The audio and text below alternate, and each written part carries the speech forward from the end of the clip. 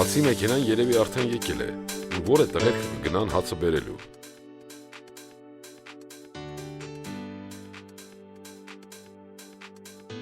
Հրամանատարը միշտ ասում է, կարևորը զինվորի ոտքերը տաք լինեն, փորն էլ կուշտ լինի։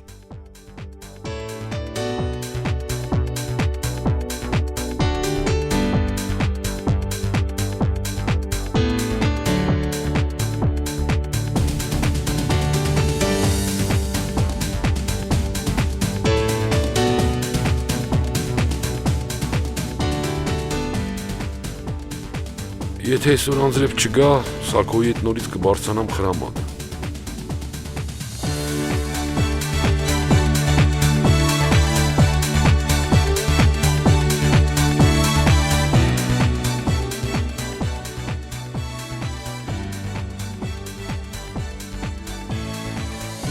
Մի քանի անգամ բարձրացել եմ, բայց արդեն անձրևները սկսվել են։ Սակոն անձրևին չի թողում բարձրանամ, ասում է գցե խոտվես։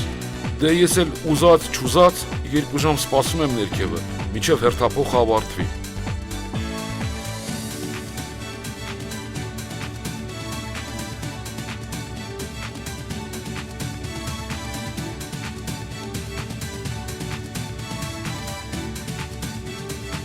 Հերթափոխի ժամն է։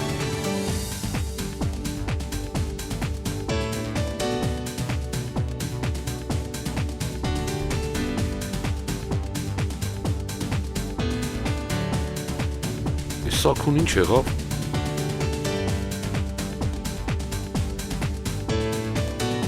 Դժվարանում եմ բլուրը բարձրանալուց, ոնց էլ տղերքը այսքան գնում գալիս են այս ճամփով։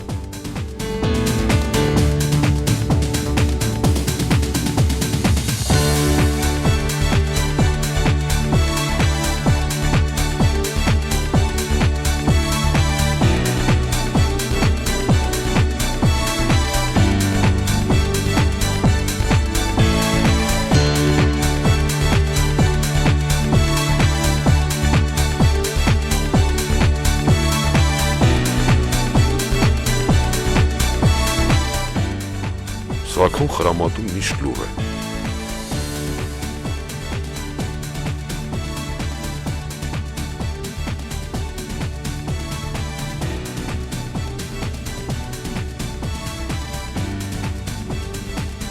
Դες էլ առաջվա նման չեմ վազուզում։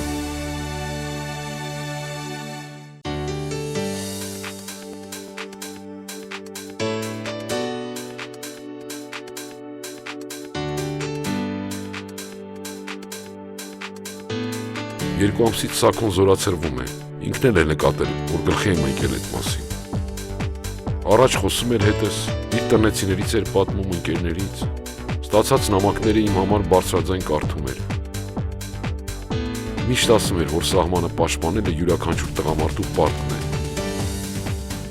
Ես էլ էի ինձ լավ զգում, չէ որ ես էլ եմ Սակոյի հետ խրամատում պաշտպանում իմ հայրենիքը։ Սակոն էլ ասում էր, դու դեռ փոքր ես, բայց արդեն իսկական տղամարդ ես, քեզ համար մի քոտոտ եմ բերել տալու դիրքեր, ասում էր ու ծիծաղում։